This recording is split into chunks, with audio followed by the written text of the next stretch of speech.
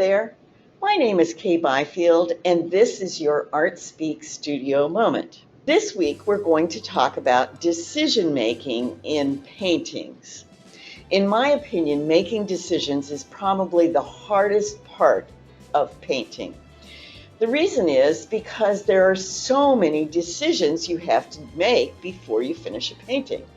But sometimes it isn't so hard to make a decision, and here's why.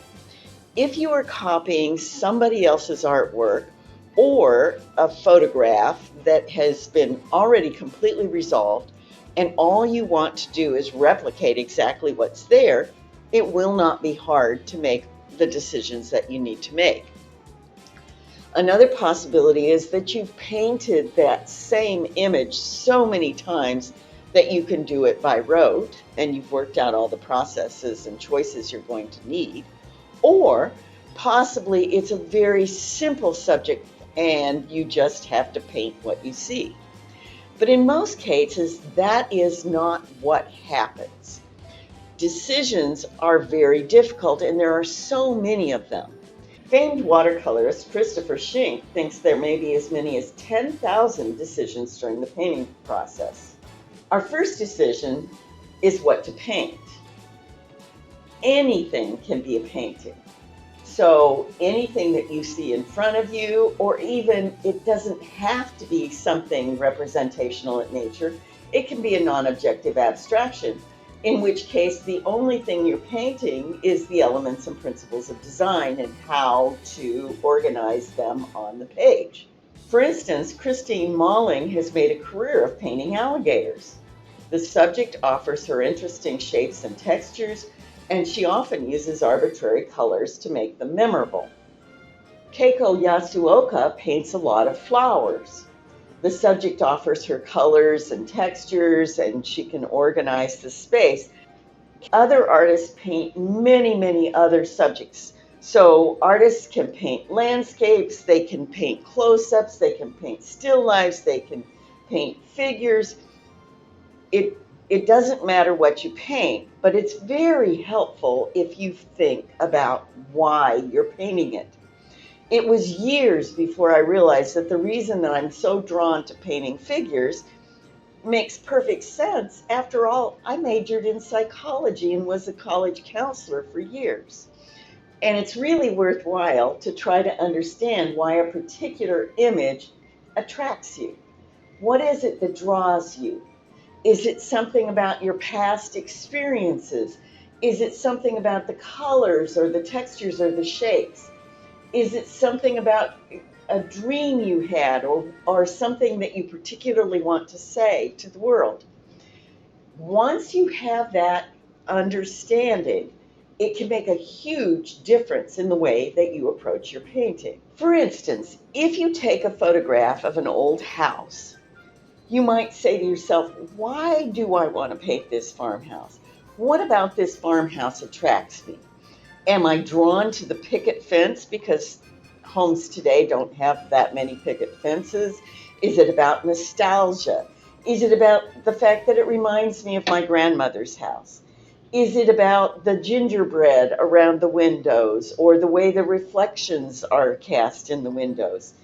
Does it have something to do with the chairs that are on that porch and the feeling that people sat in those chairs and could again and enjoyed a lazy afternoon? Is it something about the stories that you've heard from people you know?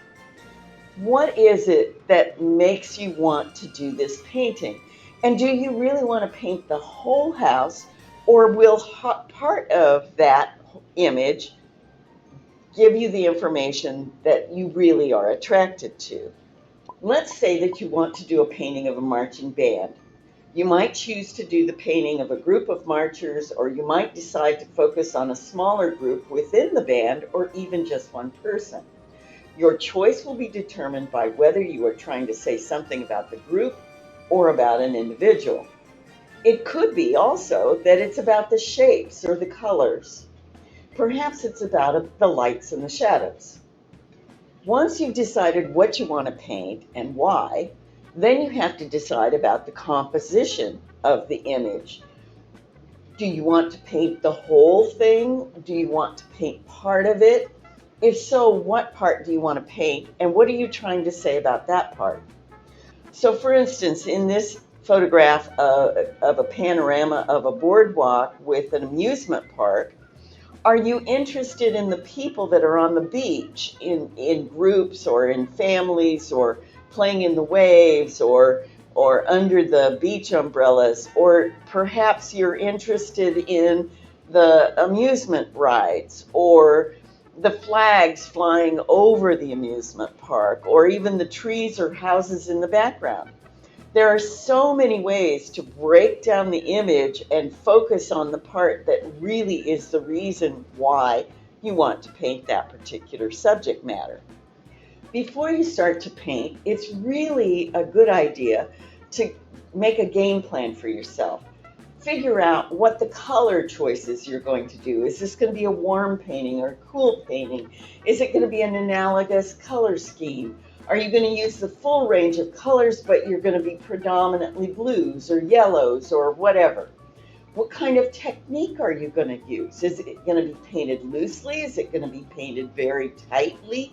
Is it going to be photographic in its presentation? What is your objective with the painting? So in that scene that we showed a few minutes ago of the boardwalk, maybe you want to make it a hot day, so there's an underpainting of yellow beneath the whole thing. Or maybe it's about the fact that there's a family group and they're all together, and so the people are wearing similar kinds of clothes and they contrast to the water and the sand. Everything depends on what you're trying to say in your painting. The more of the decisions that you can make before you start, the easier all of those myriad decisions will be.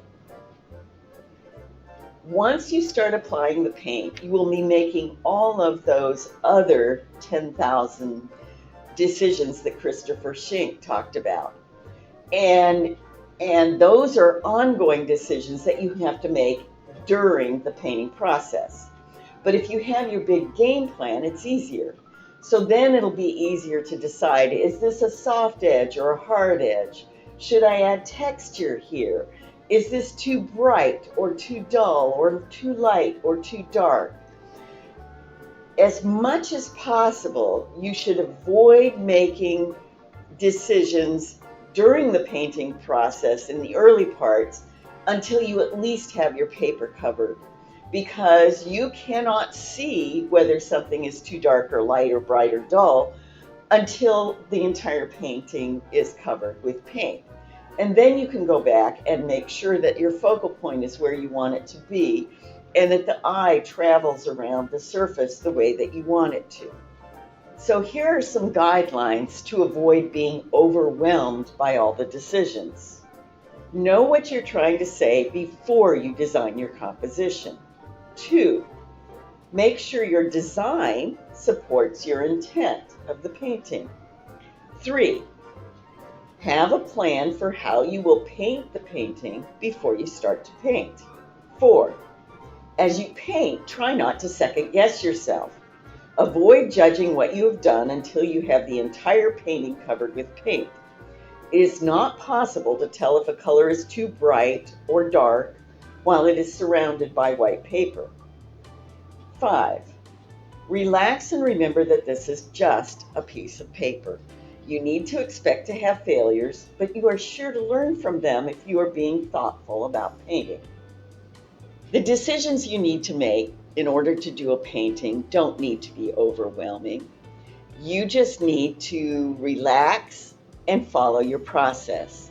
Make as many of the decisions as you can going in before you start, and then just follow your painting process and make your decisions as they need to be made. Avoid judging the work before you have it pretty much finished, and you will do much better. I hope you have a wonderful time with your painting, and I hope to see you again in the next ArtSpeaks Studio Moment. Bye.